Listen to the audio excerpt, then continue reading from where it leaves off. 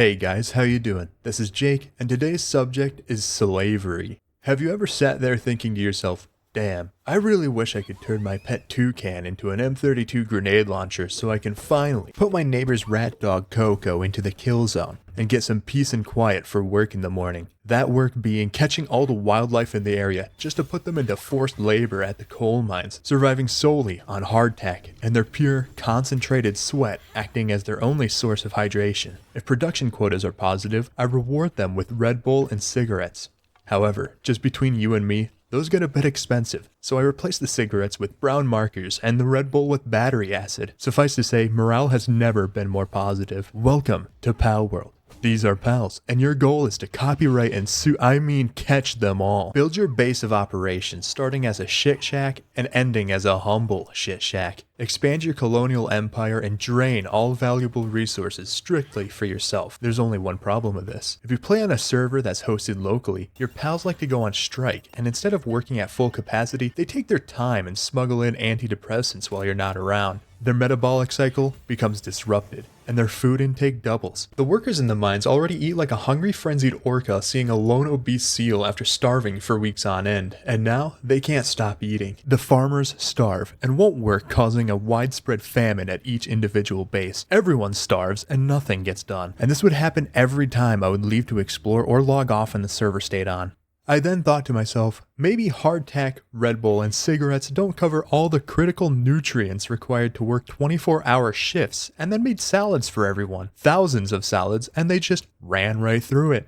So we just switched off pal hunger. I don't want to babysit 6 bases that I created to be self-sufficient. That isn't gameplay, it's chores, and instead of a father figure threatening to kick you out of the house for taking the trash out 30 minutes late, progression grinds to a halt.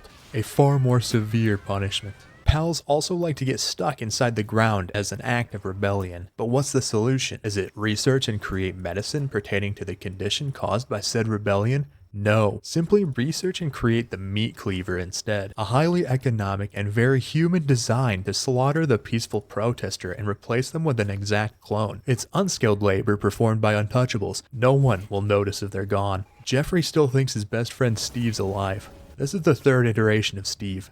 I pay him in brown marker to pretend he's the original Steve. I feed him the very same eggs he lays. While you're busy introducing pals to the manifest destiny, you may come across eggs. Eggs you don't want to eat. Eggs you want to hatch. Eggs whose adolescent cognitive and emotional world you now control for one thing: hard, unpaid labor. As you catch pals, you'll level up and gain technology points. Spend these on technological advancements. No longer will you hunt with a spear. Instead, execute pals by firing squad. Explosives, bow, lightsaber. Go from a single crafting table to a minimum wage assembly line inside a factory that underpays its workers and smells an awful lot like paint fumes. Surely your employees won't develop any signs of early onset dementia, but don't worry. They can't sue if they can't remember to sue. Create farms for food. You may be wondering, to keep your workers fed? No, so you can cook all this wonderful food for yourself. You get none. The systems at play here are pretty deep and eventually can become completely automated. Breeding is a good example of this. Let's say you need meat for food that provides a stat buff. You could go out on a hunting trip with the boys and exterminate an entire species and all of its living relatives, but surely that's unethical, against their rights,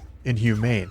And I'm not just a fat lazy retard who doesn't want to go outside my base even though I strategically set it up next to my very own hunting reserve. In order to breed animals, you need cake, an all-natural aphrodisiac for stars on my 600-pound life. Capture chickens, cows, and bees and throw them in a ranch to produce milk, eggs, and honey. Cultivate wheat and crush it down into flour, and then you can create cake for the sole purpose of breeding pals just for their offspring to be slaughtered for curry. Sorry, but my 25% attack buff is more important than your generational lineage. You can also use the system to pass down traits. While you were out gathering pals for ingredients, did you happen to catch a bee with the rare trait Swift and think to yourself, what the fuck am I gonna use this for? Well, don't worry. Pull up the Palworld breeding calculator and pass down the trait to a pal that you love riding around. If it doesn't breed into the pal you want, breed it into a pal that can become what you want. This will be more important later. Not only can you ride certain pals, but you can also use them as gliders, throw them, give them weapons, use them as weapons, ride them and use their weapon, create a gang and hunt bosses, clear bounties and catch their pals, sending them off to the coal mines. They won't have to be separated for long, catch the tamer too, and now they can go to the coal mines together. Run through and eliminate the bosses at Syndicate Towers, unlocking ways to build AFK resource farms. I like most of these guys' designs, but one of them I wouldn't let within 2,000 feet of a preschool. Eventually you'll clear the map and hit the end game. And as of the early access Faybreak update, the drop rates for endgame legendary schematics and the ways in which you obtain them are fucking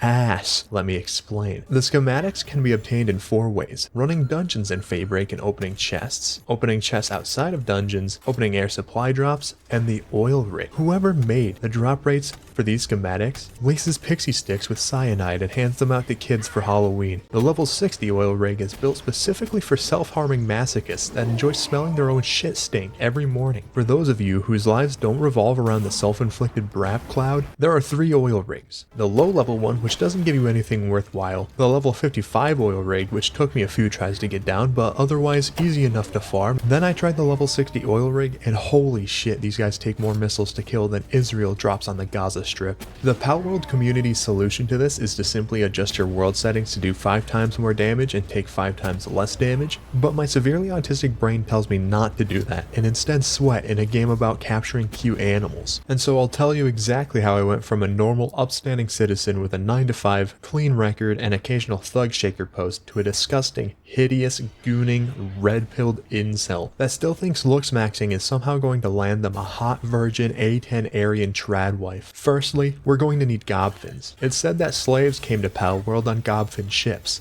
I'm not sure what this means, but we'll need their passive ability to increase our damage, and then traits on top of that to further boost it. Exterminate and capture all gobfins, pushing them out of their territory, effectively making it the 110th country they were expelled from. Once I got a full team with the Vanguard, I condensed them to get extra damage. I then made a Fellbat with pretty good stats to give me life leech, only to have my Fellbat's stats all taken away by Dr. Braun. Braun's a gambling slot machine for stats, and as revenge for capturing him and making him my pal stat boosting slave, he just decided to remove all my good stats and traits, making my fully condensed Fellbat garbage. So, fuck you, Braun. You've just earned yourself permanent hamster wheel duty. Now I use Lavander for life leech and just use fruits to boost its stats for no particular reason. You have to understand, it gets lonely grinding pals for stats, and after a while, times get desperate. And desperate times calls for the Lavosi. It was also around this time where I started taking my anti-autism pills and realized all the potions I was stocking up weren't meant for one-time use stat buffs.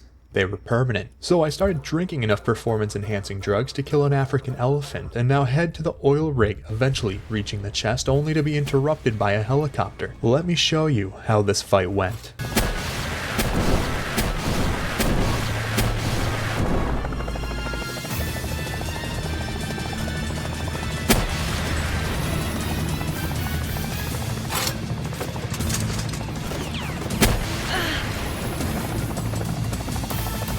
Riveting gameplay. Loot the chest and get actual dog shit and never come back because it just isn't worth it. Kill the hard mode versions of all the Syndicate members and get their hairstyles as a hat. I really don't understand why you can't just take the appearance of these and overlay it on a helmet that gives you actual stats. I'd like to use my huge collection of hats in battle without worrying about sacrificing around 300 defense and 700 HP. Hard mode versions of raid bosses also give you special hats for beating them. This is the true endgame for Palworld's beta, and to beat them, you'll need friends. I have no friends, but what I do have are pals, and I need an army.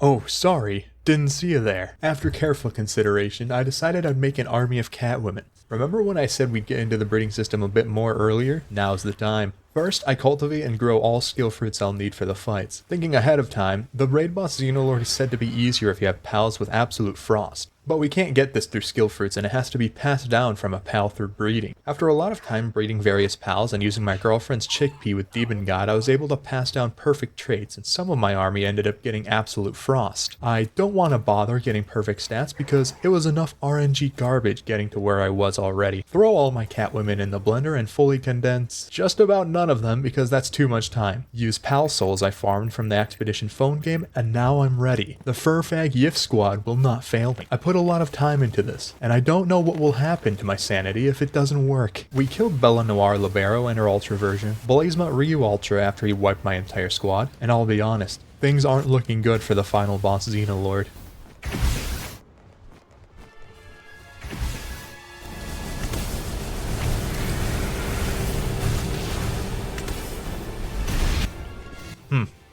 That's alright. I have a plan.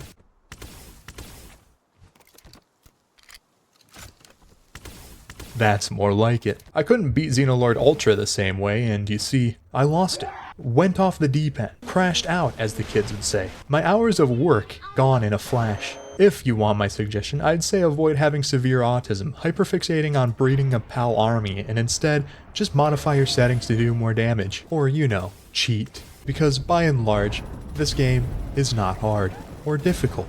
You know what is difficult? Being a lone obese seal coming into contact with an orca, or even a Canadian seal clubbing ship, or even the local Inuit population that sees you as food for their family. That is difficult. Anyways, a big thank you to everyone watching. Stick around because there's more reviews to come, and I hope you have a wonderful day.